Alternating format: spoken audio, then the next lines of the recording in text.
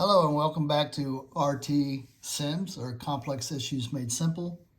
This will be part 2.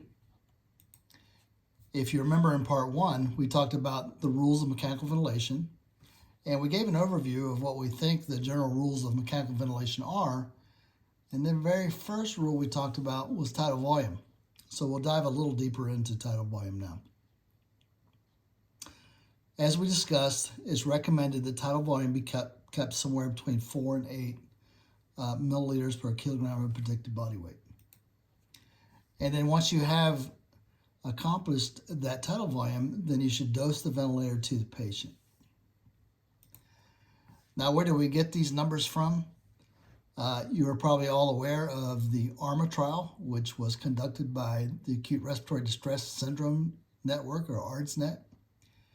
And this trial basically looked at a comparison between 12 milliliters per kilogram of predicted body weight and 6 milliliters per kilogram of predicted body weight. Once the trial was over and the data was analyzed, they realized that in the lower tidal volume group, the mortality was lower and the incidence of multi-system organ failure was also lower. Ironically, some say that the PO2 was higher in the larger tidal volume group than the lower tidal volume group, and so the PO2 was higher in the same group that had worse outcomes.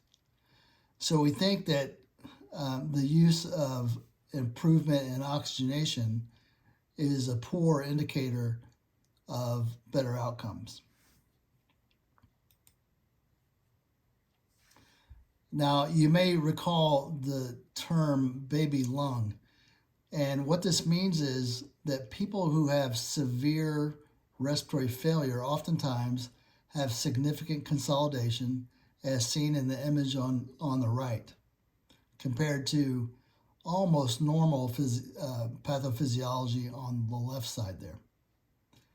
So when we look at these two images and we realize that they're both 5'9" males, and we look at the predicted body weight and tidal volume chart, we would initially give both of these patients the same tidal volume. So if you're a 5'9" male and you look at the chart, you would use 424 milliliters as the starting tidal volume on each of these patients. Now, clearly, the patient on the right would have much more stress and strain applied to good alveoli than the patient on the left, because there's a lot less space for that 424 milliliters to go. So what we realize now is that it might not be the tidal volume per se, but rather the volume as it relates to the amount of space available in the chest for that volume to go.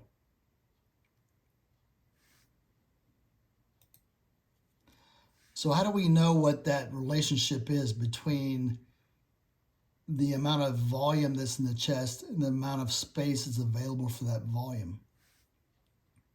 So we need to use some sort of other measurement to determine what that relationship really is.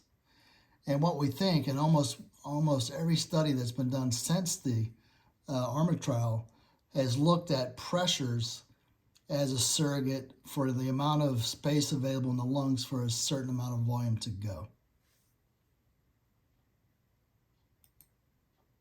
So again, if we give both of these patients, the patient on the left and the patient on the right, whom are both 5'9" males, if we give them both tidal volumes of 424 milliliters, then it's very possible that that 424 milliliters is going to apply a lot more stress strain and worsen outcomes in a patient that has a lot less space available for that volume to go, as in the patient on the right.